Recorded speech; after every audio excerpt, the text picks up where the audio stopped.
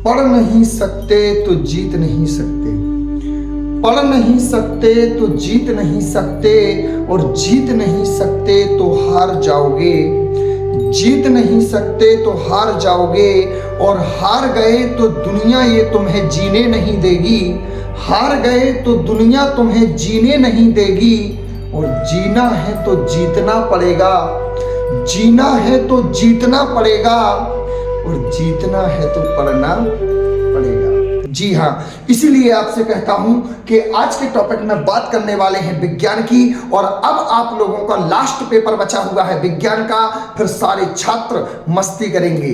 जी हाँ, मस्ती करने के साथ साथ पढ़ाई भी करेंगे, क्योंकि 25 मार्च से आपका एक जीके का स्पेशल चैनल आने वाला है। दोस्तों, नोट्स बनाने की तैयारी करें, और ये बहुत ही महत्वपूर्ण आपके लिए है, क्योंकि इसमें जितने भी जीके के प्रश्न आपको पढ़ाए जाएंगे वो आपके जीवन में कहीं ना कहीं आपका एक बदलाव ला कर देंगे। इसलिए आप लोगों से निवेदन है कि 25 तारीख से आप ध्यान करें, शाम 7 बजे तक आपको वीडियो मिल जाया करेगा, और आप इसका इंतजार करिए। 25 मार्च से GK special class Anshika coaching bye Krishna sir द्वारा आपको यह पढ़ाया जाएगा। तो इसके लिए मैं आपको कहना चाहूंगा बच्चों, अब जो आपका लास्ट पेपर है उस पर फोकस करते हैं। इसके पहले जिसने चैनल को सब्सक्राइब नहीं किया है, चैनल को सब्सक्राइब कर दें और अंत तक वीडियो के बने रहें। जिनने लाइक नहीं किया, लाइक कर दें, और बेल आइकन पर क्लिक करना ना भूलें, क्योंकि जो भी आपके लिए 25 तारीख से वीडियो आने वाले हैं उसका नोटिफिकेशन आपको मिलता रहे। जी हाँ दोस्तों, चलते हैं। पहला प्रश्न है आपका, मिश्रण और यौगिक में क्या अंतर है? बच्चों, ये मात्र 15 प्रश्न हैं। ये उन बच्चों के लिए हैं जिन बच्चों को साइंस याद नहीं है। केवल ये 15 प्रश्न पढ़कर अगर जाते हैं तो निश्चित रूप से वो परीक्षा में केवल पास हो सकते हैं, क्योंकि उनको अगर साइंस याद नहीं है तो इतने में उनका इतना हो जाएगा कि वो पास हो सकते हैं। बिल्कुल। तो पहला प्रश्न है, मिश्रण व यौगिक में क्या अंतर है? दूसरा प्रश्न है बच्चों, समांगी और विषमांगी मिश्रण से क्या समझते हैं, या समांगी विषमांगी में अंतर? तीसरे प्रश्न में अपन बात करते हैं तो दूरी विस्थापन का आता है। दूरी और विस्थापन में क्या अंतर है? चाल वेग में क्या अंतर है? चाल वेग के बाद आपका आता है जंतु कोशिका और पादप कोशिका। जंतु कोशिका पादप कोशिका वाले चैप्टर से आपको बताना चाहूंगा, जंतु कोशिका और पादप कोशिका का चित्र 100% आपके पेपर में आने वाला है। इसीलिए आप दोनों चित्रों को देखकर जाइए। एक चित्र आपको पेपर में देखने को मिलेगा, साथ में आपको अंतर भी याद करके जाना है। इसके बाद इसी चैप्टर का एक प्रश्न है बच्चों, प्रोकैरियोटिक और यूकैरियोटिक में अंतर, ये भी आपको अच्छे से देखकर जाना है।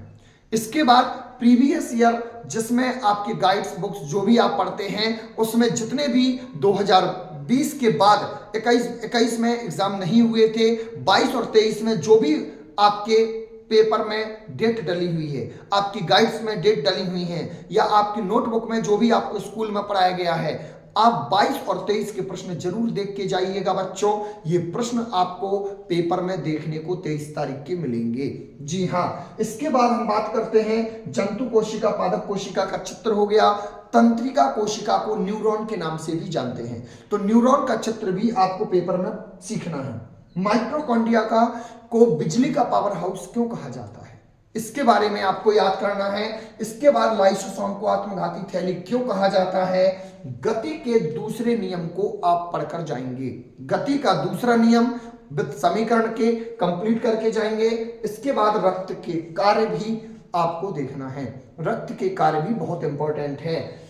अंतरा फसलीकरण से आप क्या समझते हैं, सबसे लास्ट वाले लेसन का है बच्चों, आपको याद रखना है। ये सारे वो प्रश्न हैं जो आपके पेपर में पूछे जा सकते हैं, इसलिए इनको ध्यान से आप नोट करके इनको याद कर लीजिए। और एक प्रश्न है, जुगनू रात को क्यों चमकते हैं?